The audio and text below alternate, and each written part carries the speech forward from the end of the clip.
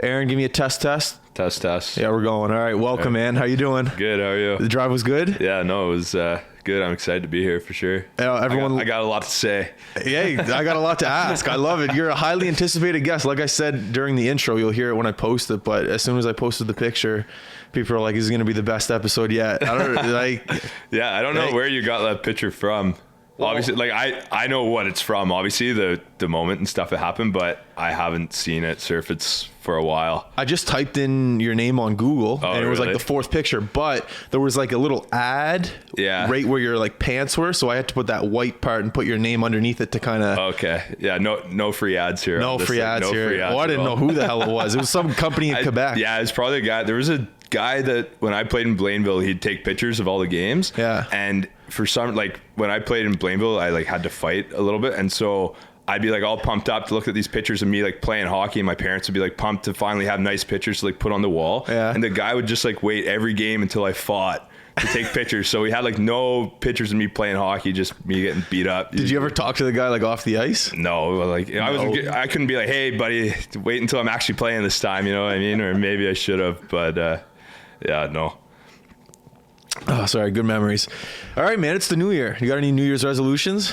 Yeah, this year I'm going to try to learn French. So I didn't pick it up very well when I was away. So I think that would be a good one to learn, and probably cut back on the pop too. I think I'm a big Pepsi guy. So man, Pepsi's so good. Yeah, it's so good. It's so hard to cut sugar out. Yeah, I know. It's like even like after we get bagged up at school, like I'll like go to the grocery store before and get like a little Pepsi to put in my stall after the bag skate. You're one of those like guys, eh? Yeah. Well, some of the guys in the NHL drink it on the bench. Yeah. Are you that guy? Honestly, no, but we have one guy that has done it one time and it didn't work out too well for us. Why? What happened? I think we just got shit pumped by whatever team we were playing. So man, you're still living the dream. Like you're still playing hockey in the AUS for St. Evax, a very what's the word I'm looking for? Strategist? Strategic school? Yeah, like a very reputable program. You guys have a great reputation. Yeah, exactly. Like they've had a lot of great teams there before, and the time that I've been down there for the 3 years, like I've been lucky enough to be, or the 4 years now, sorry, I've been lucky enough to be part of some great teams. So like we've been to the Nationals every year I've been there. We got to 2 finals once. So yeah, we could never get her done, but hopefully this year will be the year that we try to lock that down and kind of finish it off on the right foot. Well, not even at St. Evax, man. I just feel your whole career, you've been very lucky with the teams that you've been on, the organizations that you've been with. I remember being in junior A, you playing Subways at the time and watching you for the first time. You're very calm, collected. You don't make mistakes by people pressuring you. The thing I admired about you when I saw you play in Major Midget for the first time was that you're just so calm. Where do you think that came from? Yeah, just being confident with the puck at such a young age, because most people can't do that. For me, I think it would kind of start when I played in Newfoundland. I was lucky enough, my dad played the game a little bit as well. He played in the Newfoundland senior leagues when it was pretty good hockey. So I had someone that had a good hockey IQ to kind of teach me to not always throw away the puck when you get it as defenseman, because like a lot of kids do that. Like when they're a young kid, they just have a coach that tells them to put it off the boards. And my dad was like, dude, I'd rather you rag the puck for 30 seconds in our zone than just throw it away. Like especially playing peewee or bantam hockey, like who cares if you put it in the back of your net? Like you just got to learn how to kind of play the game. And that just went to the next level when I came up and played midget. I was lucky enough to have Pete Thomas here in Dartmouth as my coach, who was another guy, hockey IQ, played a little bit. So I've always had really, really good coaching everywhere I went. Yeah. Like in Blainville, I had Joël Bouchard, who might be arguably the best defensive coach ever. Wow, like in the queue. He played however many years in the NHL. He's the coach of Laval right now, the AHL. So pretty shitty guy, pretty great hockey coach is what I'd say. And then like in Sherbrooke, I had a good coach there as well. But down at X, we have a good coaching staff too. Brad Peddle played at X for 4 years, played pro after, was a defenseman. Yeah. So he always has little things. So I guess for me, like the thing I've done so well is every year I've just kept trying to get better and picking up on little things. And for a guy that's not as overly skilled as a lot of guys are at this level. I've been able to stay and kind of stay relevant in our lineup and have some success. So it's been a good ride. I'm going to add to that saying that, you're built like a fucking fridge. Like when you shook my hand out there, you almost ripped it off. You're solid. Where did lifting weights and things like that come to you naturally at a young age? Or I'm trying to picture what your dad looks like. Is he a big guy my dad's too? like a big heavy set guy. He's a little bit taller than me, and obviously he's not rocking the six pack or anything like that, but unless it's from the LC. But he's a big dude, and that kind of came too. Like I said, like good coaching. Like I trained with JP McCallum. JP, yeah, he's up at Newbridge now, and is he? Yeah, and like he had guys like Brad Marchand, Andrew Bondarchuk. Like just some good pro players. And did you train with those guys? They were the group before us. So my group, we had a sweet group. It was like me, Michael Kirkpatrick, Stephen McCauley, and Cam Lee, who's playing down at NCAA. And like those guys, when we were in the gym together, it was competitive, and JP knows what he's doing too. So like I started working out with him when I was 17, and then I stopped when I was 21. So like the foundation was kind of built for me, like being the size I am, and especially the type of player I am too, like a strong guy down low. JP did a great job of getting me ready every year for whatever was to come during the season. That's sick. Yeah, it was good. I noticed that you said about your coach in Blainville. You said he was a bad guy, great coach. Yeah. Do you think that is a perfect example of a coach that you want? Sometimes when I talk to hockey guys and they go, "Oh, my coach is a beauty," I automatically think, you don't want to say your coach is a beauty, because you kind of want a coach to be on you. Like you kind of want a coach to give you a kick in the ass every now and then. Yeah, for sure. When I say like he's a bad guy, obviously there's way more to it, because there was things that he did for me too that were great as well. Like, of course, that guy taught me so many lessons through him being hard on me in a certain way, or like guys sometimes found he wasn't fair, but I got to say I respect him a lot too. Yeah. So I think that's what you really want in a coach. Is he was a guy that I didn't like personally, and we butted heads, but at the end of the day I respected him. Like there was times where we'd get blown out and we just would have a bad game, but instead of coming in and ragging on guys and like shitting on the team, he'd come in and take responsibility for it himself. Yeah. And like that's something throughout hockey I haven't had a lot. A coach that's willing to take full responsibility, to like take pressure off the team when he knows that needs to happen for the team to have success in the next game or the next week. So he was great at that, and obviously he's moved up the ranks a little bit. He's the head coach of Laval, Montreal's farm team now. So he'll be coaching the NHL pretty soon, I would say. That's sick. And that's the difference right there. A guy that's able to blame himself, knowing that he messed up. Yeah, and it was good too. Like a lot of guys, like, in practice you'll split forwards and D. Yeah. He would take us down and do like littlest things that I would never have guessed to do. Like we'd practice like how you should slide on a 2-on-1 and things like that. Like just little defensive plays that made a huge difference in my game that I still use today. Really?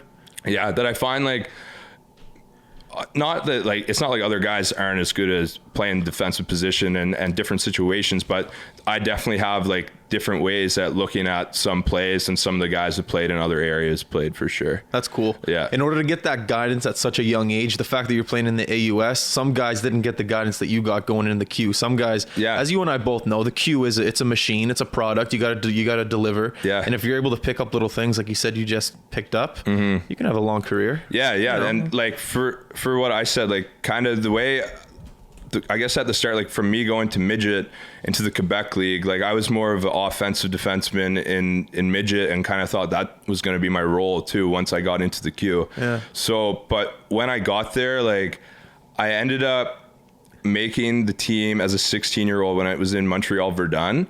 And after a couple of weeks, I was kind of like, oh man, like I kind of miss home. And I think part of it too was I had just moved from Halifax to Newfoundland to play hockey, and I finally when I showed up, I was this kid that had this like heavy accent. No one could understand me. I had to like repeat myself 3 times to get like my point across. But I had like finally just like made friends and kind of like had a little bit of a social life, and like things were going pretty good. So like I was like, fuck, like I don't want to move again. Like my buddies like Saunier and like all those boys were here, right? And like they're still my best friends today. So obviously it worked out, but I was like, that year I came back and played midget a second year, probably really stunted my development into becoming a better player. So when I got up there at 17, like I just didn't get off to a great start. Like I didn't play well. And I think like the coaches lost a little bit of confidence in me then. And then in turn, I lost confidence in myself. So like when I was up there, I was like in that lineup, and like stuff wasn't going the way that it usually would for me in midget. Yeah. And so the thing was like, okay, like my parents like kind of gave up everything for me to move here. Like, this is kind of what I've been going for. Like, I have to find a way to play in the queue. So I was like, okay, you have to change your game and like find a way to get in the lineup every night. So that, like, for me, I just focused on being as good as I could defensively.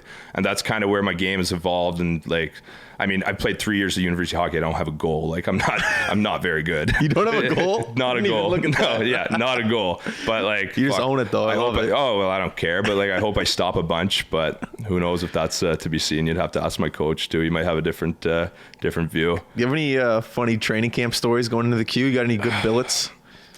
Oh man, I feel like there's always good billet stories. Yeah, so I have so many billet stories, obviously, and like, I don't care. I'll tell them all. Like, so the first family I lived with in Blainville they lived in an area called Fontainebleau. It's a 10-kilometer loop with a PGA golf course in the middle. You golf? No, not at all. And my next door neighbor across the street, it was his house. He's the commissioner of Formula One racing in Europe. This is Canadian house. And my neighbor on the left just got out of jail for like the last 15 years. He was a huge coke dealer or something like that. No. And so like, that was the type of people live, like just the most money you could ever have. And you're just right in the middle of it. Right in the middle of it. And it was sweet. Like, a bunch of the guys lived on this loop, and like, so we were always hanging out, like doing shit. Like, my billet house was like a mansion or whatever. And it was funny. Like, they had all this stuff, but for some reason they like couldn't get the food thing figured out. What do you mean? So like, there would be no food, or we'd be eating like pizza pockets and stuff like that. So like, they weren't a great billet. Like, they were nice people, but like, they were just so French, and they didn't really get to know me. What did they do for a living? She didn't work. This guy owned a company that was a search engine, but got bought out by the U.S. military. Jesus. So like, he was pretty flush. And yeah, real flush. And so after the first year, like, I lost a bunch of weight. When I came back, my mom was like, yeah, no way you're going back there. Like, let's get another billet. So I moved out with a family that I had for 2 years. The Doucettes and the Bergerons, they were a little bit farther away from the rink, but the nicest people in the world. Like, such a good experience. I'm still so close to them today. Like, I called her like 2 days ago for the new year or whatever. We talked on the phone for a bit. So I got lucky. Like, they had a son that was my age at the time. So I got there when I was 17, and one that was 2 years younger than me. And so like, their billet kids, or their kids were.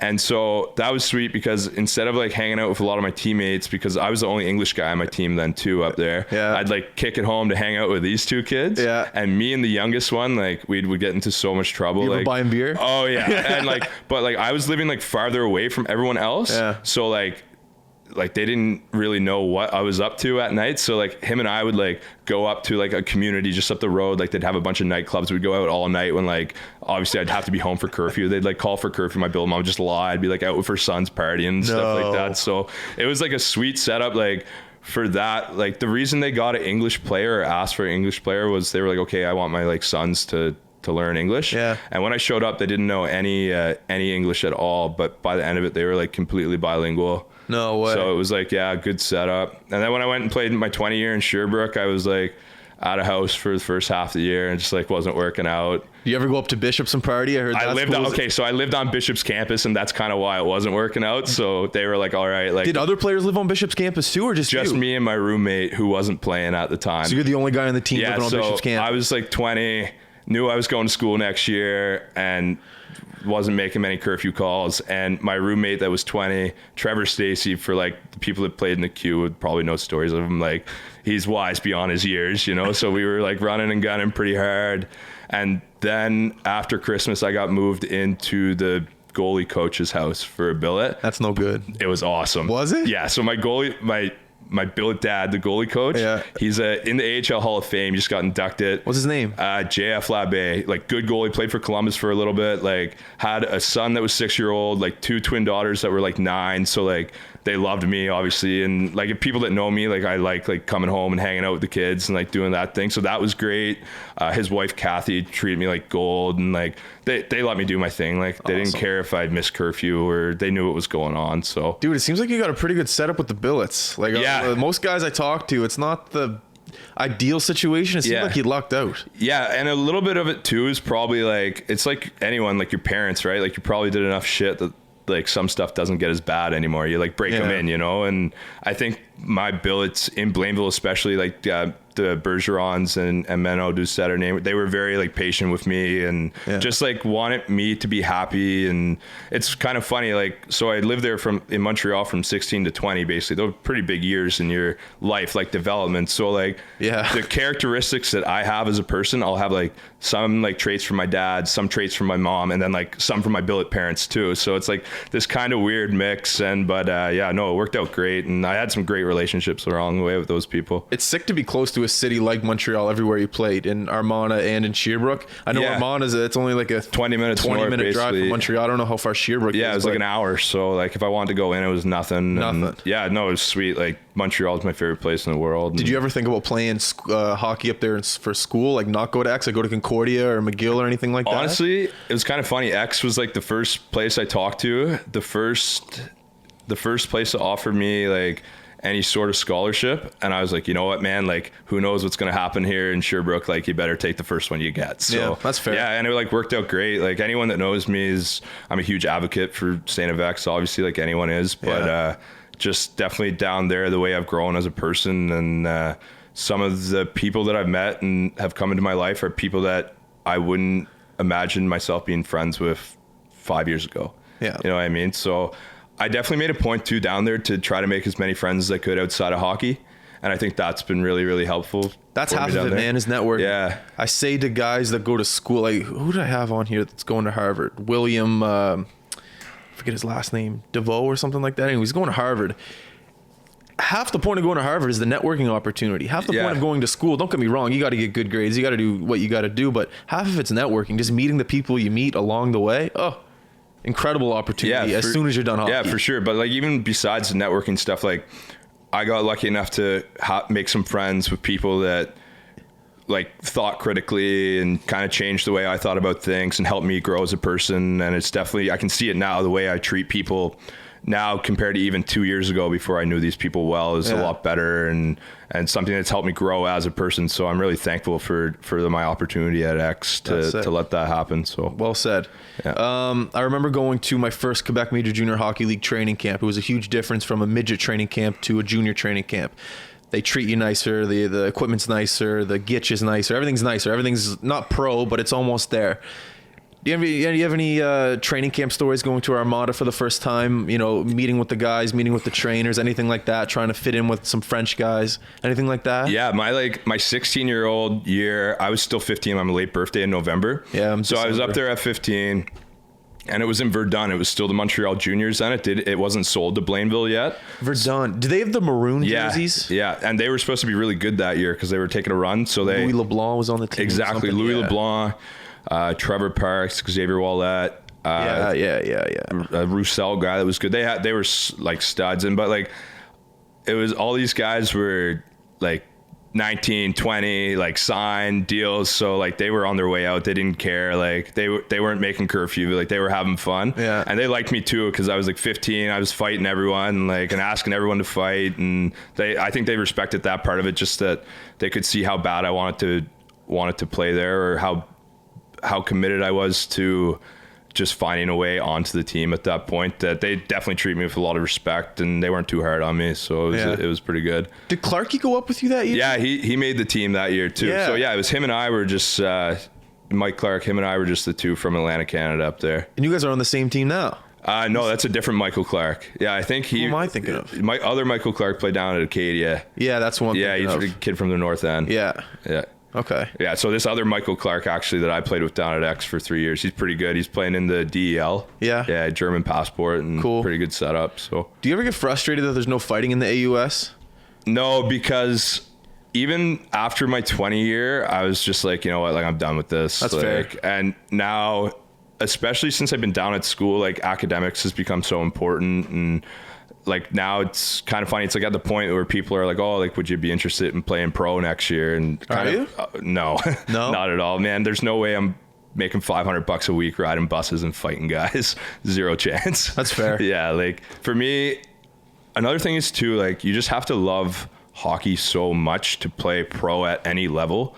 And the commitment and the working out and just like I don't have that for hockey anymore. Like, and that's just the way it is. And I'm not going to sit here and be like, oh yeah, I could play in the coast, when like that's not the reality, you know. Like, you have to be committed to play, and I just think I would rather try to get my career going, and that's fair. Yeah, than be bumming it around the coast. But like, good for those guys that are doing it, because I mean, good on you, but not my cup of tea. That's fair. At least you know that now, so you don't go all the way. You're somewhere in Germany and you're like, yeah, what am I doing? I mean, like, if the right opportunity in Europe came up, I'd probably go do it. Yeah. But like, honestly, like I said, like, the coast thing is just not in the plans for me. All right.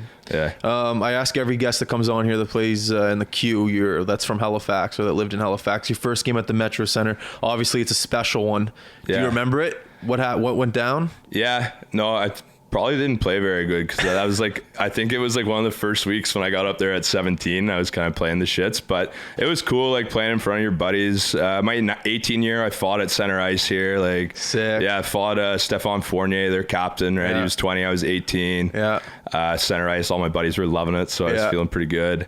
But no, it was special, like, just seeing your family after, and playing in Halifax was like an amazing experience. Like, they always had good teams. So I think they had McKinnon my 18 year. Then my 19, they had Drouin. Yeah. And we had a good team too. So like, it was like one we had circled on our calendars for sure. So there was a good crowd, and same as when they came up to Blainville too. Do you remember what it was like defending McKinnon and Drouin, like the difficulty of I mean, two? I was sitting in the middle of the bench when those guys were on, so I didn't have many shifts against them. You didn't have any? You must have had one shift. No. Mismatch. Probably like when I was like ice the puck or something, but I don't know. I remember playing a little bit against Drouin as I got older too. I was kind of matched up with him a little bit more, and obviously those guys that's why they're in the NHL, right? They got the God's gift, and that's why I'm shooting it down at X, hanging out. Hey, you know what I always say? Even Wayne Gretzky is going to play a beer league hockey game. Yeah. We all end up in beer league, so don't worry about it. It's all right. Yeah. Are you a chirper? No. You're not a chirper? No, I don't know what to say. Like, guys give it to me too, just the way I play, and I have nothing to come back with. I'm just like, whatever, you know. I usually just give them the, hey, get away from me, like the little shoe at your hand. Well, it's tough in the AUS when you can't fight. It's like, you're gonna chirp. It's like, well, I can't do anything about it. Yeah, I mean, that was kind of the thing when I played in the Quebec League. Like, no one would chirp me because they knew I would be willing to fight them, right? But like, here in the AUS, that's kind of the rep the league gets too. Is like, it's a lot of guys that are willing to talk a lot, but that's all right. It's part of it, you know. Like, get to edge you any way you can, I guess. Whatever. Where are nationals this year? Lethbridge, Alberta. Yeah, so that would be a big trip. You guys got a shot at it this year? I know UMB is always a powerhouse. Yeah, UMB is really good. Us and SMU are kind of back and forth between that second place, but like, our league's crazy good this year. Like, Moncton can play, UPI can play, like everyone up and down. It's kind of weird. Like, Acadia's the only team that's kind of been having an off year, but we've had good games against them too. So obviously, where they are in the standings doesn't really give a fair picture of how skilled or how good their team is. Yeah. And Dal can play too. They work so hard. Really? So yeah, they're a good team too. Like, they're in last, but you know, every night you go into those rinks, like we play them up at the Forum here tomorrow. Yeah, it's going to be a good game. You're like, pumped, eh? To like play coming home, like to play hockey. It's it's sweet. And it's like cool because like this is probably my last year hockey and it's been like such a big thing for me. So like when I went to X from the Q, my dad moved from Gander to Moncton to be closer to me. So he could just come see the games, and like if there was ever a problem wrong, like I could just jump in the car and go to Moncton, you know what I mean? And it's been great for my dad and I who have a very special relationship. But so he would always come down for the X games, but he would never stay because I'd be like going out with the boys after or something like that. Yeah. And so this year, like my dad was like, you know what, like fuck it, every game I'm staying down, we're going out after. So every home game he comes down and he stays down, sleeps on my couch. Him and I go to this like bar that we always go to in X called the Townhouse, which is an ad right there, but you gotta let it in. It's a good spot. All right. But yeah, him and I will go down. We'll just like have 10 or 15 beers each and make our way back home, and it's been great. So, and when I come home too, like my boys, like Billy Hartley will be in the stands watching me every game. Billy. I'll have like 4 or 5 of my buddies there after, which is pretty special, you know, like you said, like still 24 years old playing hockey that matters. And yeah, it's cool for sure. Absolutely. And games like this where you're playing in Halifax, and how many more times are you coming into the city to play? I don't know off the top of my head, but you know, I'll probably play here 5 or 6 more times, including the playoffs. So yeah, there's definitely a couple games left here, but they're winding down pretty fast. So yeah, we'll see like about next year too. Like I'm still like kind of looking into some options for school. So for like some grad school options. So I don't know. I don't think any will be out east. Yeah. It'll be one of those big Ontario schools, but you're allowed 5 years, right? And I've only played 4, so I might as well, like. Yeah, why not? For me, like I had to drop out of high school in grade 10. It'd be cool for like a kid from that, like to go to a Queens or a McGill or a Western, right? So hockey can take you places. Yeah, I mean, hopefully not as far as it could down at X up there, but no, it's still going. Sick. Yeah. Talk about your dad and you guys. You said you have a special relationship. Yes. How did that form? Obviously, he's your father, so you have one already. But special relationship. Yeah, for sure. So it's pretty cool. So I'd have to like go back to when I was like kind of growing up in Newfoundland. We lived in Gander, Newfoundland, small community in the middle of the island. Not much around for hockey, but my dad was the guy that was always willing to like make the backyard rink for me, and he was always my coach going up through. But like he was like intense, like hockey dad. But his thing was like he just wanted me to work hard, and so that's kind of all I was trying to do. So like when I was growing up, I was always in the gym or like always shooting pucks in the backyard or in our basement or working out in our basement. Like we had weights and stuff down there for me. So it was pretty like go all the time. And then I think like, for example, like when I was a kid growing up, we used to drive into St. John's every day or every Sunday from Ganders. How far is that drive? 4 hours each way for a practice, right? And like my dad was like happy to do it as long as I was going to go out there and work hard.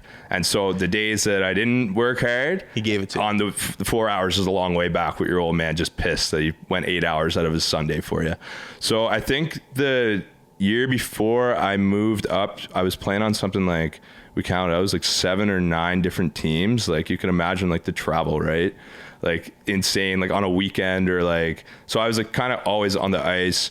So we spent like a lot of time in the car and just like, but it was always around hockey. But then when I moved up here, my mom came with me. And your dad stayed in Gander. And my dad stayed in Gander for his job. Okay. And so then I didn't see him. I seen him like 2 or 3 times a year, maybe like whenever it was good. So then me and my mom got to get to know each other close too. So my parents are divorced, but I say to a lot of people, like, I don't know someone that has as good as a relationship with both of their parents as I do. We just don't have like a family concept, if that would make any sense. I know. Which is like too bad too, because like, especially like holidays and like stuff like that, it's like not the same, but like, it's nothing for me to like pick up the phone and call my dad for 2 hours just to talk. And so like when he came down for like, we had our X ring on December 3rd, like he came down, it was like me and my dad. It was just like basically like me and it felt like I was hanging out with Billy Hartley getting after it. Like it's like the best way to describe it. But it's cool. Like I think I can ask my dad a lot of things that not a lot of kids can talk about. So Definitely. Like it's for him and I, like we'll sit down and I'll ask him like, oh, can you tell me about like mistakes you made or like, where do you think you went wrong or like, and just like really, really honest conversation. And like, and I think that's something that doesn't happen between everyone and their parents. And that's too bad too, because like, it's definitely helped me through a lot of mistakes I've been making. And it's like just having someone's advice that has gone through it and of similar background that he can really help. So it's been good. That's awesome. Yeah, no, it's great. I love those. I love that you said, well, it sucks that it was 4 hour drive, but I feel like those 4 hour drive and the conversations, or 8 hours, excuse me, going back as well. Yeah. Those 8 hour drives, I feel like that can consist of a lot of glue of you and your dad being close together. Yeah, it's sweet. And on Sundays in Newfoundland, it's like jigs and reels music. So we're listening to like these fiddlers playing all the way for 4 hours, him and I just talking about everything under the sun. So speaking of Newfoundland music, I went to a songwriter circle of the guy from Great Big Sea. What's his name? Alan Doyle. Alan Doyle. Don't get me wrong, he's an amazing performer, but that guy is an amazing storyteller. Yeah. Like, have you ever been to one of these songwriter circle things? Yeah. So Alan Doyle is actually next door neighbors, my aunt in Newfoundland. So there's been plenty of times we've been like having backyard fires and he'll come over and have a beer and tell stories and play a little. And yeah. Did he ever tell you that story when Russell Crowe came to Newfoundland? No. Do you want me to tell him now? Go ahead. So he was in the movie Robin Hood, I think, with Russell Crowe. He got to like a whatever role. So anyways, they became friends on the set. They were filming in Toronto and they became such close friends because Alan was telling Russell about Newfoundland and how awesome it was. And so Russell was like, I don't believe you. I got to come. So they took the private jet from Toronto to Newfoundland. And apparently this is one of the first times Newfoundland has ever seen a private jet. This was back in early 2000s. So they land and Russell's just like, okay, well, where's security and stuff? So people come up to the private jet and they're just like, well, you're with Alan Doyle, right? You guys are together? And he's like, well, yeah, I'm with him. He goes, all right, well, yeah, we don't have to take your bags. Don't worry about it. You're with Alan? Yeah, don't worry about it. And he's all right, cool. So he starts to take his bags, and the custom people are like, no, don't take your bags. Like, you're staying at Alan's, right? And he's like, yeah, I'm staying at Alan's. He goes, yeah, we'll take the bags down for you. So he's just like Russell Crowe and Alan Doyle. There's VIP in Newfoundland for the weekend, and they went down and they stayed at Alan's mom's house. And he said it was just an incredible story from visiting Newfoundland for the first time. Just the hospitality. Yeah, the people from Newfoundland are amazing people, right? And that's something I'm so proud. Like I am a Newfoundlander. Like my parents are both from Newfoundland. Like I'm as Newfoundland as it gets. But like it's kind of place too that like it's hard to really find some opportunity there unless you're willing to kind of stay and suffer through some stuff that maybe up here it would be a better situation, like just the way the taxes are and like your quality of life too. Like for example, I lived in Toronto last summer, and it'd be nothing for me to be like, hey, you want to go to a concert to like someone at work? Like there's one like going on tonight. Like if I wanted to go to a concert in Newfoundland, I'd have to like find the concert, plan the dates, buy the airline tickets. Like it was so much work to kind of do stuff that we take for granted a little bit on the mainland. So I haven't been back, right? And I don't plan to move back, but I'm definitely very, very proud of where I'm from. And we're lucky at X, we have two other Newfoundlanders. We have Marcus Kumo and Adam Hoyles. So it's nice having that bond, like all of us from Newfoundland at that school together. It's been really, really cool. Did you ever grow up with Stephen Gillard? Isn't he from Newfoundland? Yeah, he's from Newfoundland, St. John's. He's a little older than me, but when we played against SMU, when he played for SMU, we had a mutual friend in Austin Hardy. So I spent lots of time with Stephen Gillard. Yeah, he's a great guy. He's a cop in Newfoundland now. Yeah, okay. Yeah. Yeah, he's a great guy. What did I want to talk about as well? Oh, yeah. You just got back from the Middle East. Yeah. Talk about that. Your mom's over there. What was that trip like? Yeah, it was pretty crazy. I didn't know what to expect because I was so busy leading up to when I left. I was in Toronto interviewing for jobs, then exams, then like as soon I wrote my last exam on the 15th, and then the 16th at 8 a.m. I was flying to Qatar. So I was like kind of just there, showed up, like didn't know what to expect, but it was a great experience. Hot this time of year? No, it was like 25 degrees, but at night it was freezing cold, like in the desert. That's awesome. So we did some cool stuff. Like we went to these camel races. That's a good story. I should tell you this. Yeah. So picture a camel, right? Walking through the desert. Well, these guys over there, they train them to run. And each camel is worth like 2.5 million each. Yeah, are you serious? Yeah, like that's how much training goes into these things. And some of these guys over there own like 20 of them in the races. So each race lasts like 6 minutes. It's an 8-kilometer dirt track with paving on the outside and the inside. And these Qatari nationals, they'll get in their white Land Cruisers, and when the start goes, they will drive with the camels around the 8 kilometers and like have a remote that like whips their camel to make them go faster, and a walkie-talkie so you can hear them run. It's like a big deal. So like obviously they're Islamic, so like there's no gambling or anything like that. No drinking. So they all buy into this camel racing federation for X amount of dollars at the start of the year. Yeah. And the winner of each of the race, and you got to think there's like 100 races a day. The winner of each race gets like a cash prize and a car. What's the car? One of those Land Cruisers that they roll like around. Like a Land Rover. Yeah. So I got a picture on my phone. I'll show you after. It's like just tons and tons of these cars like lined up. It's hilarious. But the day I was there, some 15-year-old, he won 2 races. So just keep this in mind. There's 100 races, right? So he won 2. Oh my God. He won 4.5 million in cash in 2 of these cars.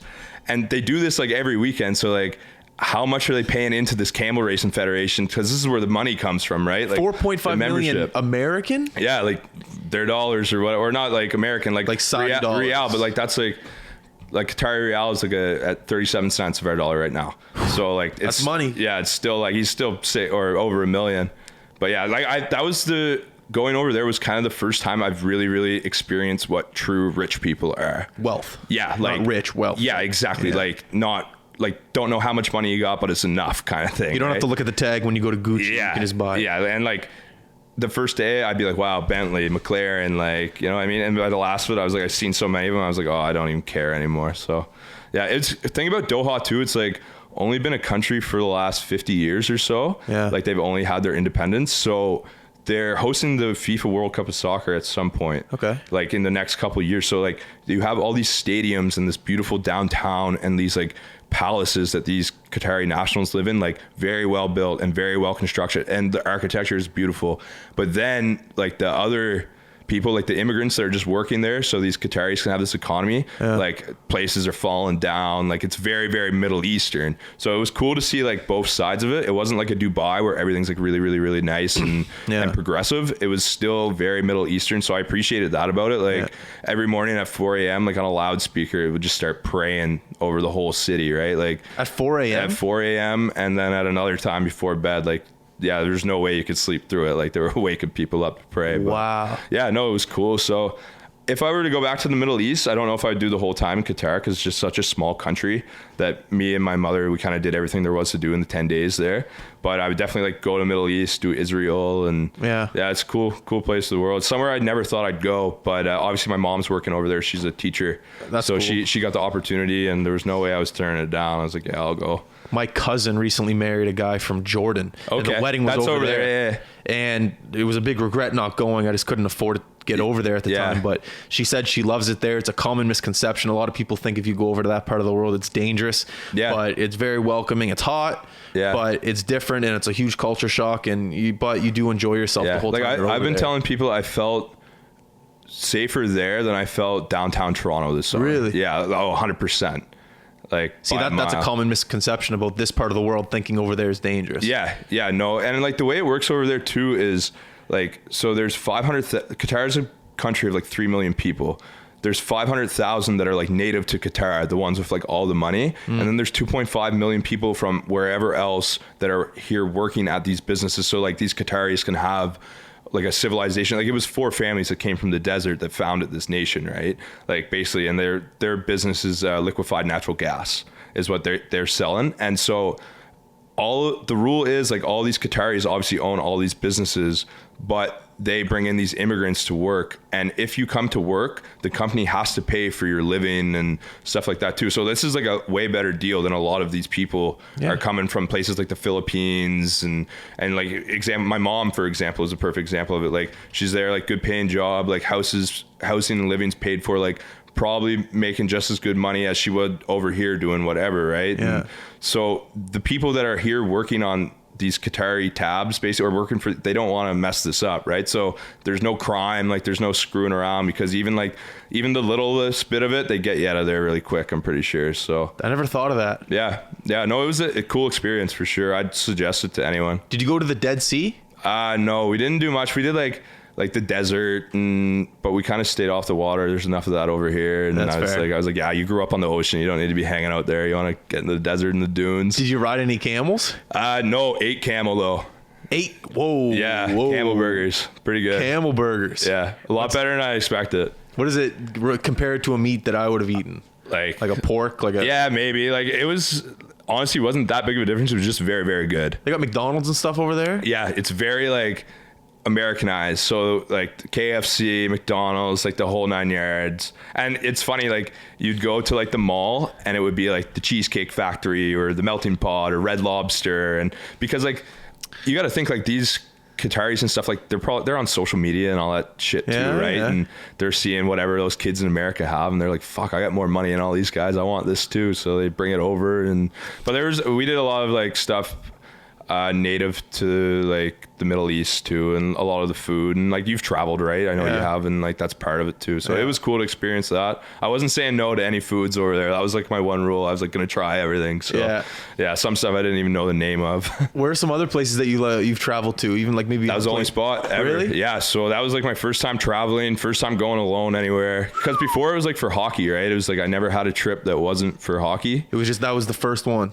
Yeah, so it was quite a way to kick it off. It was like I remember like flying over England, and we flew over Manchester, and there was like lights. I was like, oh my god, there's actually people across this big thing of water here. I was like so fired up. And when we were flying back, we flew over Iraq, and like looking down in like the mountains and stuff there, the mountain ranges, like I feel like for 5 hours of the flight, like my face was like glued to the window. You know what I mean? Of course. But I got like pictures on my phone straight after, like of Iraq. Of Iraq. Like it's pretty funny. When we flew over Baghdad, the airline I was on had Wi-Fi the whole way. Yeah. So I could like get the snap filter. So I was like sending all my boys, like me in Baghdad and like me in all these Middle Eastern countries. It was pretty funny. So. My dad spent some time in Iraq and Baghdad. And he said essentially like the base is just like a Bear's Lake.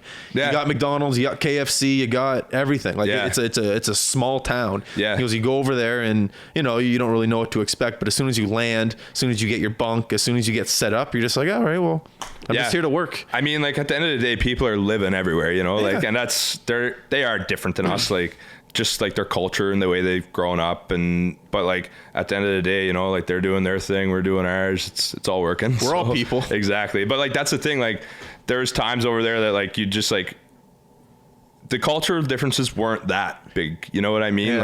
Just like the being polite to people got you a lot, and they were polite to you back, and kind of just those things. So if you weren't an asshole, people were treating you good over there. Do you ever watch the show with Anthony Bourdain? Parts Unknown. Yeah, I watched all that. That was a great show of showing that people around the world we're all the same. Yeah, I watched that this summer too. Like obviously, like after he passed, that's kind of when I got into it. Yeah. But it was cool. Like just definitely seeing it's when you see something like that, it's sad. You're like, man, this guy had all these experiences, like, and still like what happened, like him taking his own life. It just goes to show you, you know what I mean? Like you can be rich and famous and still be or like rich and famous, but like rich in experiences, and you know what I mean? So it was it's a great show though. For me, that's kind of what got me pumped up about going over there. Definitely. I was like fucking right. So and I like how we did it, like not going to fancy restaurants. He went into like and that's like when I was over there, like we'd be in the market, I'd be eating like street meat and stuff like that. You know, that's where you want to be. Yeah, it was sweet. It was cool. So like I said, I didn't say no to anything, and I'll be traveling again after for sure.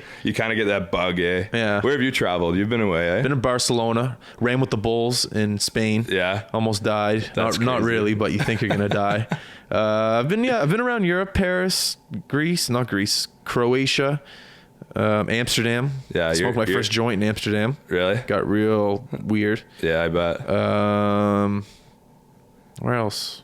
I've been around Pittsburgh. Yeah, like Pittsburgh. Saw Sid play at the Melon. Cool. That would be cool. That rink was so old when you walked around, like your feet stuck to the cement. That's how old it was. There was all the spilt pop. Oh man, that's how old that place was. Playing in the queue, I played in some shitty barns, man. Like, is it true that in some rinks up in Quebec they don't stand for O Canada? Some people. Yeah, probably. That wouldn't surprise me. Like Chicoutimi was always a shithole. Hated them. Hated there. Hated all those people there. They'd like throw beers on you and stuff like that, or spit on you. Get the fuck. Bakemo, we had a good rivalry with Bakemo. That picture you got, it's funny. Great picture, by the way. It was like after a bench clearing brawl, and like it looks like I did pretty well in the picture. Like I was having a good time. I got beat up in the brawl pretty bad. But like Bakemo had great rivalries with them. Chicoutimi. Val d'Or was a hard place to play. Like they had a team when we played up there. They had like Manta and these Henley brothers who were like maniacs, and this Jeremy Fraser guy who was a loon, and like just so many like just shitheads. And I'm trying to think of other places too. Like it was always obviously awesome when you came out to the Maritimes. Like we would only have that trip once a year, but I get to see family and friends, and always played good because I was like feeling happy and had people in the stands. But in Quebec, there's definitely some places that you're like, holy crap, I can't believe I need to go back up here again. That's like, tough. Like Val d'Or, like Liam O'Brien and Penny played in Rouen. Yeah. So like whenever I'd go there, it was sweet because I'd see like two of my best buddies. You guys ever go out for dinner? No, but it's too bad because like I think we went to, there was a nightclub in the hotel that we visited a couple times when we probably shouldn't have been, but besides that, no, not much. Just like when you were that young, like, and especially in the queue, like you didn't have any money, so it's not like you could like go out and grab a nice like bottle of wine or like good dinner like it is now with those guys, right? Yeah. So do you think it is like that now? Like, no. I'm just saying, like, for me and my friends, like now it's like when we're in the same cities together or doing whatever, like we're going out for dinner, like we'll go to Bicycle Thief and get a couple bottles of wine, dinner and stuff, you know, like we weren't doing that off $120, right? Back then. So I don't know how we're doing it now either, but somehow we're making it work. I'd like to know how much these guys are getting paid now. Yeah. Because there's like a bunch of lawsuits and shit going down in the queue, or the CHL, players not getting paid. Yeah. So I wonder if some of them are getting more money now. Yeah, I'm sure like the top end guys are still getting paid, but there's definitely no way a guy like me would be getting getting some walking around dough. Yeah. No, well, in the NHL they get like $400 on a road trip or something like that, or like 300. I don't know, Spittin' Chicklets information. Yeah. They talk about it. Oh, yeah. They're always talking about their per diem. And their per diem. That's the word I'm looking for. Per diem. Yeah. No, it's it's definitely, those guys definitely deserve it though, I would say. Like, they're putting themselves through a lot, and like you said, like at the end of the day, like it or not, hockey's making a lot of people rich, and the players definitely do deserve their cuts. But in saying that, there's no way you could pay me $1 million playing the NHL next year. Yeah.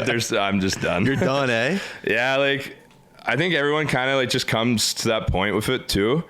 And maybe it's easier for me to come to that point because I don't think I could play pro next year, even if I tried. But like for me, like I'm trying to get into the banking, right? Investment banking is kind of what I'm going for. And that's another bag of friggin', that's another world I still haven't even got close to figuring out, right? Yeah. But for me, it's just like, okay, like you did the hockey thing, you have all these great memories, like why try to go spoil like all the good memories when you could like go out on the terms here? Because like playing for our team down at X, like we've never been the most, I've felt the reason why we've had the success down there is we've never been the most skilled team, like not even close.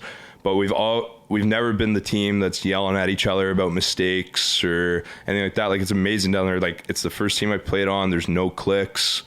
I was talking about it with a teammate driving him home today that it's like he said, the way he said it, put it pretty good, is like when we get off the bus and go into dinner, he doesn't care who he sits next to. That's a rare thing. Yeah, very rare. Because most teams do care. Exactly. And another thing too, just about the Xing, like you'll hear a lot of guys say like, oh, like we have a group that'll play for each other, or like a coach that we'll play for.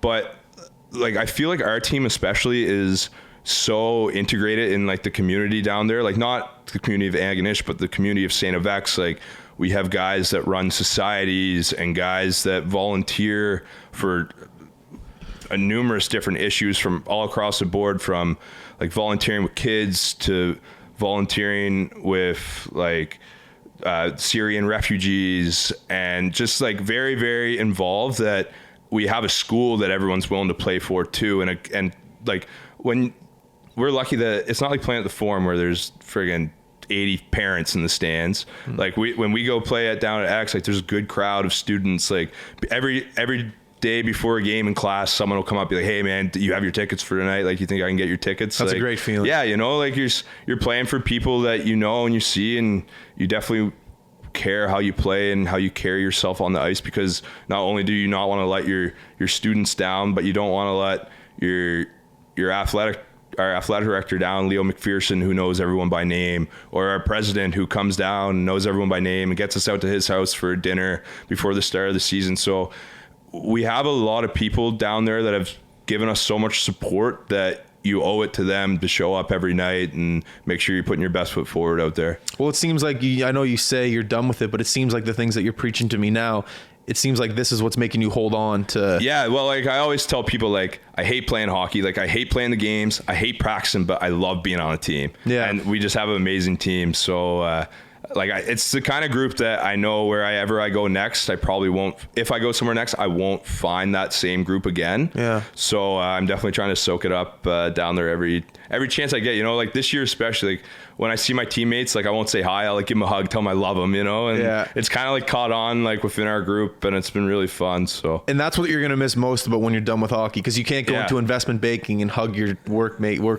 colleagues and be like, hey buddy, I love it. I guess you can, but you can't. If you're having good days, you can do it, but you probably don't want to be doing that. I'll connect you with Alex Afaris. He's with commercial banking here at CIBC. Yeah, he just got promoted today. I seen on LinkedIn. Did he? So Alex, come on, let's go here. Did he get promoted? Yeah, he's manager now. Oh my God, I give him a call there. I didn't know that. Yeah. Shout out to Al. Congrats, buddy. Yeah. Are you hiring? Well, man, that's awesome. Yeah, that's sick. So what are you trying to do with this thing here? What's your goal? I'm just trying to be consistent. That's all I'm trying to be. Yeah. Trying to be more consistent with the podcast, more consistent with the street interviews, content. What are the biggest challenges you found with it? Probably, like I said, just being consistent, because in order to make a company run, you need people, but in order to make people run, you need financing. Yeah. So advertising is a huge issue with us right now. So whenever I'm not doing a podcast, or whenever we're not producing content with a video camera, I'll just like type out sales emails. I'll try to connect as much as I can with people in order to send us cash, and then we'll promote them through our platform. Cool. And you've been finding success with that mostly? We have been. It's been good with 'Cause everyone needs advertising. If you're selling pools, if you're selling cement, if you're selling, it doesn't matter. Yeah. And people that are listening to this podcast, you don't have to be a sports fan. You just, it's mostly males between the ages of 18, 35, a bit 40. So I told, like, that's the thing I like about this podcast too. Like, I told a friend, I was like, yeah, I'm going on this podcast. She was like, oh, like, is it about hockey? I was like, kind of, not really. Like, it's kind of just about your life. Yeah. Like, if you're a predominant figure in Halifax, you're getting the invite, right? Essentially. So that's, because if you think about it, if you just talk about hockey, it's going to run dry. Yeah. You know, we just don't have the resources to talk about hockey for the whole hour, 2 hours, whatever it is. So I don't know. I'd say that's it. But when I approach companies, I'm not just approaching, you know, CCM, Bauer, Warrior, and just hockey. Hockey. I'm contacting everybody. Like some of my favorite episodes of this, like I said, like when I was in Toronto working, I'd just be sitting at my desk doing Excel stuff all night. So I'd be like listening to this, and the ones I enjoyed were, one of them was with that guy that runs the Halifax Noise. What's his name? Kesh or Kirsch. Yeah, Halifax. Yeah, it was kind of cool to like listen to his side of the story, and he has some cool views on things as well. Definitely. And, you had one kid the music guy in one day, young guy from out in Bedford. Echo? Yeah. So Elko. Like just like cool, like just people that you wouldn't really hear their stories, especially in the circles kind of that we run into. Definitely. Kind of that little hockey community we have here in Halifax. Those are kind of people you wouldn't get the chance to know. So, well, that's a huge part of it. Growing up from the ages of 5 to 20, you're playing hockey. Yeah. And you don't really, like I said, you don't have conversations like the ones that I'm having now. So this is almost like a form of education for me. Just even when I was in high school, I didn't really talk to many people that didn't play sports, like especially in the art community and the business community, comedy community. So every time someone comes on, not that I'm not interested talking to you, trust me, I love talking to guys that play hockey and what they do outside of hockey, but people that just aren't from my world, love it. Well, like I mentioned earlier, like my second year down at X, I like kind of reflected on some things, and I was like, okay, like you're growing as a kind of a hockey player, going down this path you're on now. Like, is this really kind of the person you want to be in 5 years? And I made a decision that like that wasn't who I wanted to be in 5 years. So I reached out to try to find as many friends as I could outside of hockey. And like you said, people in like the art community or people that were musical and like things like that. And just like kind of tried to surround myself with stuff that really put me outside of my comfort zone and stuff that I wasn't very comfortable with being around or talking about or experience, and like picked up so many things that I've kind of like moved on from being this hockey player into kind of just the person I am today, which is like made me a lot happier and a lot more of a well-rounded person than just that kid that was just hockey, teammates, home doing homework. You know what I mean? Yeah. And some people, well, I'd say most hockey players have trouble with that transition. Some don't. Some know what they want to do and they're able to make that transition when hockey's over and go into the real world. But there's a lot of guys that for sure struggle. Yeah, no, and like I'm lucky. Like I have like some of my best friends down at X are people that like I've met like just through class or through other community events too. Like I got some really good advice at the start of the year from Ryan Penny's father, Ian Penny. That's who. Okay, he works CIBC up in Toronto. He had us out for dinner, but he was in Halifax before, right? Yeah. So he told me, he was like, hey, like, and I expressed like my idea of wanting to grow as a person and think that it was something I need to do. And he said that for me, the best thing to do is try to find 5 people that you think you can't keep up with, and then surround yourself with them. So like that's kind of what I've been trying to do this year especially, and moving forward too. Like it's kind of hard to be like, hear that and be like, all right, 5 people, you know, like pick them out. So it's like something you have to develop over time. But it's been a really good experience, and I found like for me it's been working very well too. That's wicked, man. Yeah, like for example, like this is kind of something I want to talk about coming on here too, because this guy deserves a ton of credit. Last summer, do you know who Roman Burgess is? Halifax guy, SMU grad. Played a year soccer at SMU. He's works for PSP Investments now, for private equity associate. Anyway, so this guy kind of found that the kids from schools in Atlantic Canada don't have the same opportunities in capital markets as the kids from Queens, Western, McGill. And it wasn't because the kids weren't as smart. It was because like it's far for recruitment to go out and see them. And it's just they weren't as fine-tuned as these kids applying for jobs already.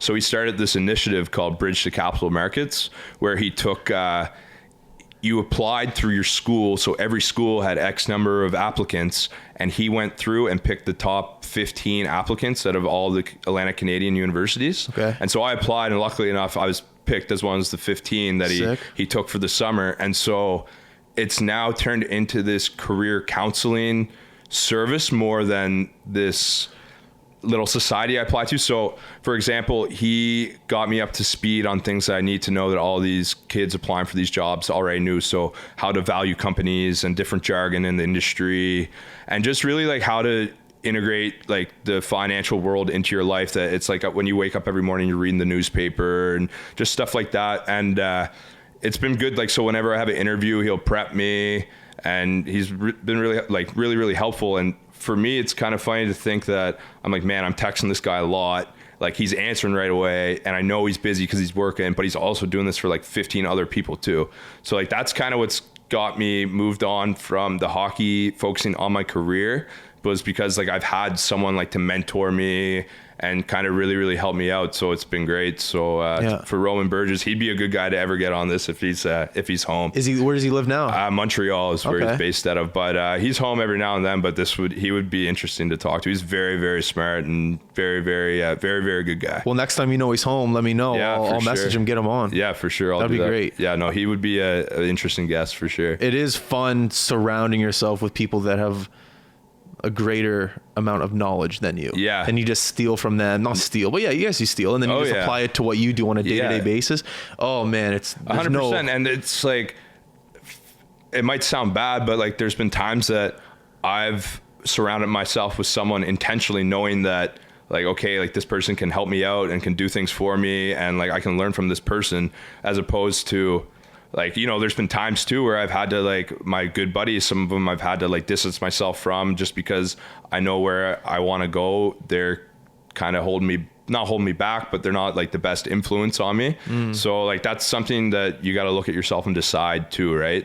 So I think with kind of going to X and getting that community and the way it's been down there, and kind of just maturing a little bit too. Yeah. It's got me ready to move on from like the hockey and just kind of get into what's coming next. What's one lesson your dad taught you that you took to heart? Man, no regrets. No regrets. Yeah. And that's what I said. Like, my dad, we've literally sat down, and like after dinner we can open up a bottle of wine or two, and like he'll like be like, okay, I regretted doing this, like, or like anything I have to ask him, like I can be like, hey, like, can you tell me how this went? What do you regret about it? And like, what would you change? And like, he sat down and just like really explained it. But like, growing up, like, he was always so hard on me. Just like, he's like, man, whatever you do, like, just don't have any regrets. Like, I never quit a team in my life, just because he's always said, like, you don't know, you might regret it, but like, do whatever you want. But like, that's something, like, I've never quit anything because of that. And just like, that's the best thing to do. Like, just have no regrets. And he's been harping that to me since I was a kid, so it's worked out well. I was gonna say, yeah, it's working out pretty well. Seems like you got a good head on your shoulders. Yeah,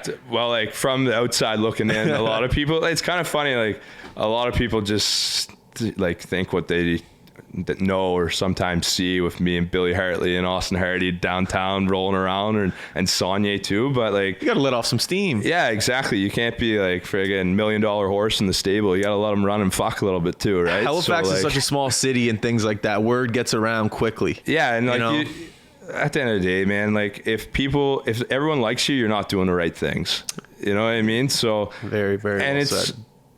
Too, like, a little bit before, like I said, was like, I was kind of like the hockey guy and was kind of big leaguing guys and thinking I was a little cooler than I was. But like, since going down to school and just growing up a little bit, like, that kind of stuff works itself out, and it's just a part of growing up and maturing. And I definitely feel like over the past couple of years, like, that's happened a lot to me. Like, I got lucky. Like, I dated a girl that was serious about school and good chick, and she kind of got me going right on that path, and she's gone now, and Billy Hartley's trying to haul me off of it. And but no, I'm just trying to stick on straight and narrow, and fuck, man, hopefully it'll be okay. Yeah, it'll be all right. Yeah, I mean, I'm not worried about it. At the end of the day, I went to X, a university degree, and if you can get a job here in Halifax in a heartbeat as an X grad. So you're still young, man. I'm still young. Like, if you're under the age of 30 and still trying to figure it out, that's fine. It's like such a marathon. Oh, man. yeah. And that's another thing too that my dad and I talk about all the time, that like, it's not supposed to be easy. You know what I mean? And well, it wouldn't be fun if it was easy. Yeah, and like, my teammate and I talked about this on the way in today, just like, life, like sometimes like those bad things happen to you, like a family member gets sick or a big event happens in your life where it's really, really, you have to face adversity and own the situation, but it really makes you step back and improve as a person. And like, that's what the biggest things now is, just when those things happen to me, instead of like burying my head in the sand, like I'll step back and kind of just be like, okay, you need to grow from this. And it's been working out well. So cool, man. Yeah. Well, we're coming up on an hour here. Unless you got a good story for me. Oh man, I'm trying to. You got one. You gotta I have so many stories. You gotta narrow it down. Okay, let's go. I like bus stories, like road trip bus stories. I like away game stories, like fan interaction. Like you said, you got a beer chucked on you. That could be a story. I guess like good bus stories, man. We were in. I already know it's gonna be. Yeah. Good. So when we were in Blainville, we had these. I don't know where they kept finding these bus drivers, but they were like just coming from like Colombia or something like that. And our bus was like a transport truck with these sleeper beds on it. It was like a sleeper bus. Yeah. So it would have to be like registered as a transport truck. It was a gong show. But anyway, we're in Baie-Comeau, and it was after that bench brawl, and there was like a bunch of us suspended. So a bunch of us stayed at the hotel while the boys warmed up and stuff like that. And so the bus driver just came back to get us.